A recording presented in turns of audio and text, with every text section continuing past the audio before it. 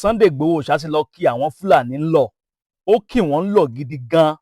tí n bá tún gbọ́ pé wọ́n jiyàn gbé ń Igboho ń bí àwọn iṣẹ́ ń tẹ́ jí gbé tánìkà mọ́ wà ní fún yín lówó tí n bá tún gbọ́ pé wọ́n jiyàn gbé ń bí àní kọ́ bàtà fẹ́ni kankan. ó mú interpreter wá lẹ́ni tó ń ṣe ògbúfọ̀ fún fọ́nrán yẹn lẹ́ ń wò yẹn lẹ́yìn ìgbà tí wọ́n lọ rescue aláboyún tí wọ́n sọ pé wọ́n jí gbé nílùú Ìgbòho ẹ wò ó Sunday Igboho ṣá ń sọ fún wọn pé òun ò tún gbúdọ̀ gbọ́ pé wọ́n jìyàn gbé mọ́ nílùú Ìgbòho táwọn Fúlàní yẹn ò bá fẹ́ kàn dín nínú iyọ̀ tó túmọ̀ sí pé gbogbo ìṣẹ̀lẹ̀ yẹn kò ṣẹ̀yìn àwọn Fúlàní tí ń bẹ nílùú Ìgbòho torí lánàá Sunday Igboho ṣá ó kìlọ̀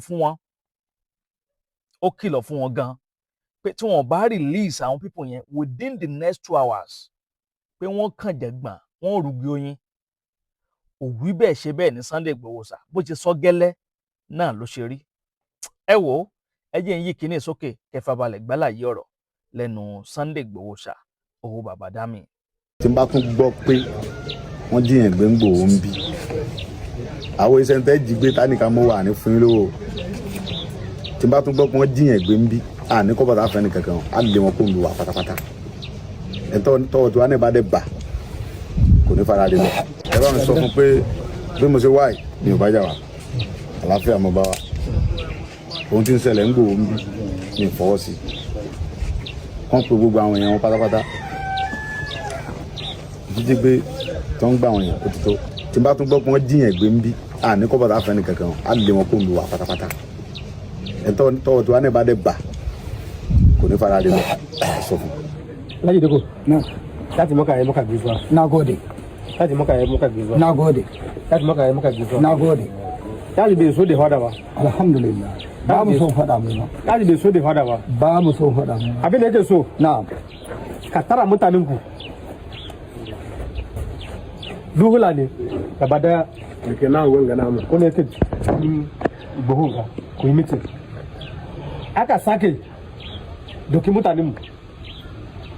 Láti musu doki kayan ku wuce. Ya sake dawowa aka doki mutanen mu. Ako masala. ṣùgbọ́n tó ń bá ti jiyàn gbé mọ́ tí ò sí wàhálà kankan mọ́ àwa náà fọ́ kọ́mọ gbé lálàáfíà kọ́mọ ṣiṣẹ́ wọn. Ya ce maka ya hada maka ko ba sake doka mutane ba sallallahu alaihi wasallam babu wani wahala Allah ba mu Allah. kuma ya aka sake doke mutum da gari ga du kula da yake cikin gari ga Kẹ̀lẹ́ sọ fún gbogbo àwọn Fúlàní tó wà wọ́n á sọ láàrin. fún un pé mo ní kó pe àwọn ọmọ rẹ̀ wọ́n fi ẹ̀sùn kan àwọn ọmọ rẹ̀ pé àwọn náà jiyàn gbé wọ́n sì ń jalè kó pe àwọn ọmọ rẹ̀ sí àkíyèsí tó lágbára láti àsìkò yìí òní ní 20 June 2026.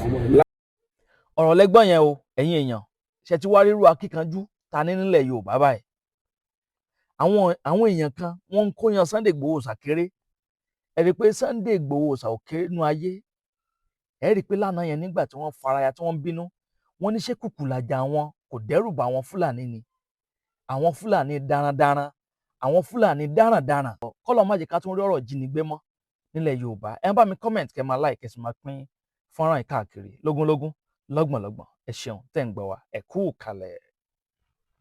Tested and trusted kí mò ń sọ̀rọ̀ ń pa ẹ̀ Capable tẹ́ bá ń gbọ́ ikú kí n pa kíre àrùn kì í ṣe kínu àwa méjèèjì la pàdé pẹ̀lú Capable tajà kílà ń gbó akílà òde òjìyàn kan bá mi pé kíre wọn lọmọkùnrin tí ò bá lè tẹ àtẹ̀kànlẹ̀ gbọ̀ngbọ̀ngbọ̀n Capable ni o ṣẹ̀kan sùn 1 minute man 2 minute man kò sí yẹn mọ́ Capable lè tí a fi ewé àti egbò ṣe Capable anáyàn pa ẹ̀rọ àbá obìnrin yẹn kò dẹ̀ sí side effect kankan ewé àti egbò la fi ṣe Capable by the way ó yà kó di Capable gbà kan jẹ́.